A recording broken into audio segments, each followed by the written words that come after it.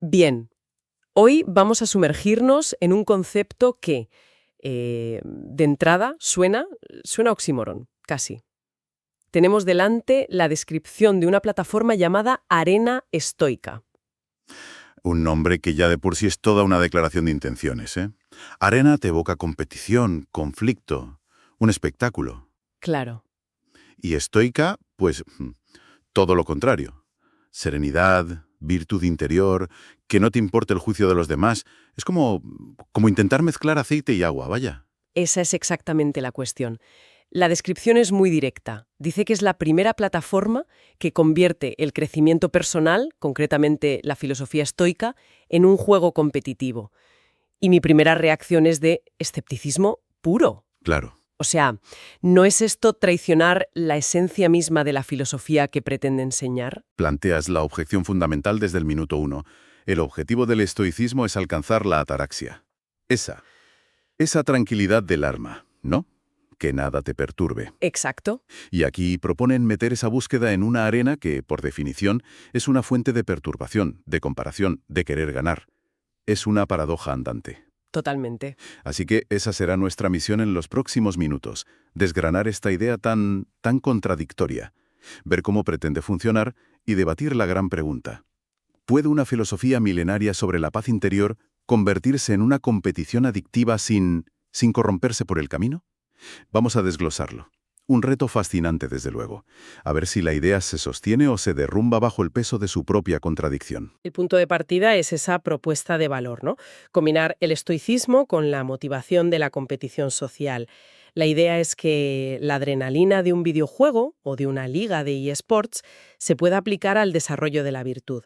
Pero, ¿cómo se juega a ser estoico? Pues la mecánica principal se basa en lo que el documento llama misiones diarias con reflexiones estoicas. O sea, cada día la plataforma te plantea un escenario, una pregunta o una cita de un filósofo estoico y el usuario debe escribir una reflexión personal sobre ello. Vale, hasta ahí me suena un diario guiado, algo bastante estándar en aplicaciones de bienestar, ¿no? Sí, pero aquí es donde da el giro radical.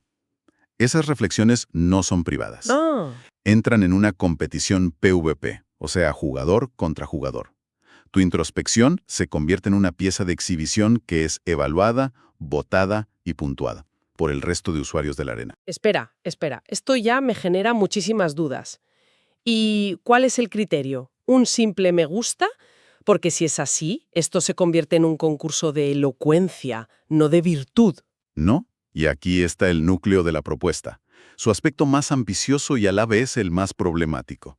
La evaluación no es un simple me gusta, se basa en 5 virtudes estoicas específicas. A ver, Sabiduría, esfuerzo, dicotomía del control, rectitud y humildad. un momento. Has listado 5. Para que nos quede claro a todos, porque suenan como muy abstractas. ¿A qué se refieren exactamente los estoicos con cada una? No es solo ser listo o modesto, ¿verdad? No, en absoluto. Son conceptos muy precisos. La sabiduría es la capacidad de diferenciar el bien del mal, de entender el mundo como es. El esfuerzo o disciplina es la constancia en la práctica de la filosofía. Vale. La dicotomía del control, que quizá es la más famosa, es la habilidad de distinguir lo que depende de nosotros y lo que no. Sí. La rectitud, que se suele traducir como justicia, es actuar de forma correcta con los demás. Y la humildad es reconocer nuestro lugar en el cosmos, sin arrogancia. Vale. Gracias por la aclaración. Pero mi escepticismo sigue intacto. De hecho, ha aumentado. ¿Cómo demonios se puntúa la humildad o la sabiduría de alguien en un texto de 300 palabras? Mm, Es que esto me parece un concurso de postureo garantizado. Gana el que escribe la prosa más bonita sobre la humildad, no el más humilde. No veo cómo el sistema puede diferenciar la virtud real de su imitación bien escrita. Esa es, sin duda, la vulnerabilidad central del sistema. Se basa, según el documento, en una votación peer-to-peer. La comunidad decide. Ya, La defensa de este modelo sería que tiene un potencial pedagógico enorme. Para poder votar con criterio, primero tienes que entender muy bien esas virtudes. Te obliga a estudiar para ser un buen juez. ah, claro. Y al hacerlo, te conviertes en un mejor practicante. Aprendes a identificar la virtud en el razonamiento de los demás. O aprendes a identificar qué tipo de texto es el que recibe más puntos y te dedicas a replicar la fórmula. Exacto, ese es el riesgo. Pongámoslo en práctica. Imagínate que soy una usuaria. Misión de hoy. Un compañero de trabajo ha recibido el crédito por un proyecto en el que tú hiciste la mayor parte del trabajo. ¿Qué tipo de reflexión ganaría puntos aquí? Pues mira, una reflexión que obtuviera una alta puntuación probablemente demostraría varias virtudes. En dicotomía del control, el usuario explicaría que la decisión de su jefe y la acción de su compañero están fuera de su control, y que enfadarse es inútil. Vale. En rectitud, analizaría cuál es la acción correcta, ¿no? Quizá hablar con el jefe de forma calmada, no desde el ego herido, sino para asegurar la justicia en el equipo. Entiendo. En sabiduría, pues reflexionaría sobre lo efímero que es el reconocimiento externo. Y en humildad, podría reconocer sus propios sentimientos de ira, de ego, sin pretender ser un sabio perfecto. Una reflexión que solo dijera, no me importa, el reconocimiento es vano, podría ser vista como poco honesta y recibir menos puntos en esfuerzo, por ejemplo. Entiendo la teoría, pero sigo viendo que un buen escritor, un experto en comunicación, podría redactar esa reflexión perfecta sin sentir absolutamente nada de eso. Simplemente sabe qué teclas tocar. Y ese es el riesgo de la perversión del sistema. El documento no lo resuelve, pero la viabilidad del concepto dependería enteramente de la cultura que fomente la propia comunidad. Si la comunidad premia la vulnerabilidad y la honestidad por encima de la elocuencia, podría funcionar. Claro. Si deriva hacia la apariencia, se convertirá en un teatro de virtudes, no en un gimnasio para el alma. Y para alimentar ese teatro, claro, hay un marcador. El documento describe un flujo de experiencia muy claro. Lo primero que ves al entrar es una vista de la arena con usuarios activos. Nada de un espacio de reflexión solitario, ¿eh? Te recibe un ambiente de competición. Ya te pone en situación. Luego puedes ver las reflexiones enviadas por otros participantes. Es totalmente transparente. Puedes espiar a tus rivales. Ahí se introduce un elemento de comparación social muy potente. Antes incluso de que te voten, ya estás midiendo tu reflexión contra las de los demás. Vaya, la de esta persona es mucho más profunda que la mía. O al revés. Eso ya genera una presión.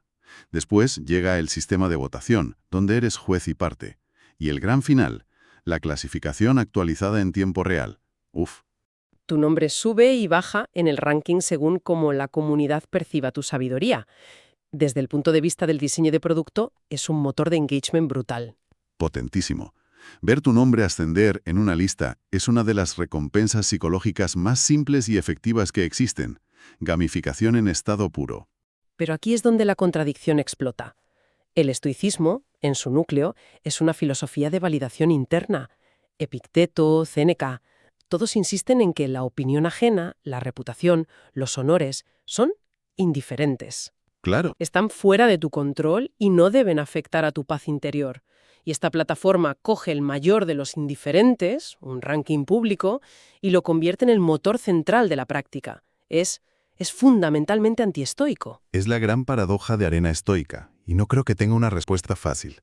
Estás usando el veneno como antídoto. Si lo conectamos con el panorama general, vemos la gamificación en todas partes. Sí, en todo. Aplicaciones de idiomas con puntos, relojes con medallas por hacer ejercicio, apps de meditación que te felicitan por no romper la cadena.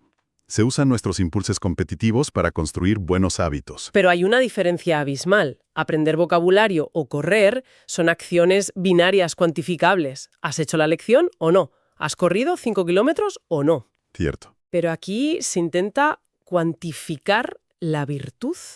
¿No es este el paso final de la cuantificación del yo, donde hasta nuestra brújula moral tiene una puntuación?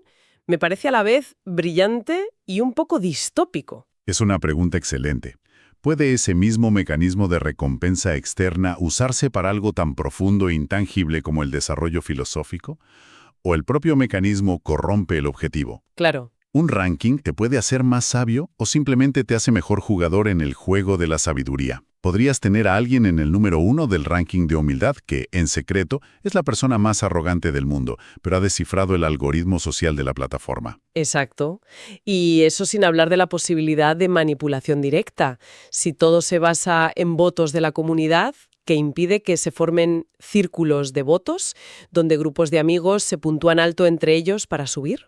Totalmente. El sistema parece increíblemente vulnerable a las mismas dinámicas de las redes sociales. Cierto. Me recuerda un poco a las críticas de arte. En teoría se evalúa la técnica y la emoción de una obra, pero a menudo la valoración se ve influenciada por quién es el artista, qué galería lo representa o qué está de moda. Ya. El riesgo de que la virtud estoica se convierta en una moda estética dentro de la app, con sus propios influencers y sus propias reglas no escritas, es muy real. El éxito o fracaso dependerá de un equilibrio, casi milagroso. Entonces, ¿qué sacamos en claro de todo esto? Arena Estoica es un experimento audaz, casi temerario. Coge una filosofía milenaria sobre la resiliencia y la paz interior y le inyecta la adrenalina de la competición y la validación social. Pretende que el autodesarrollo sea tan adictivo como un videojuego. Y en un mundo saturado de distracciones diseñadas para ser adictivas y para secuestrar nuestra atención, quizá la única forma de competir por esa atención sea usar sus mismas armas. Claro.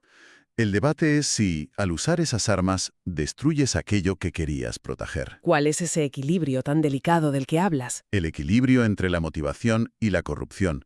Si la competición sirve como un estímulo para que alguien lea a Marco Aurelio por primera vez, para que se esfuerce más en entender la dicotomía del control, para ser un poco más honesto consigo mismo en su reflexión diaria, Ujú. entonces la plataforma habrá triunfado. Será una herramienta revolucionaria. Pero si, por el contrario, la búsqueda de puntos sustituye a la búsqueda de la virtud, si la gente empieza a escribir no lo que piensa, sino lo que cree que le dará más votos, Y entonces se convierte en una parodia, en lo opuesto al que pretendía ser.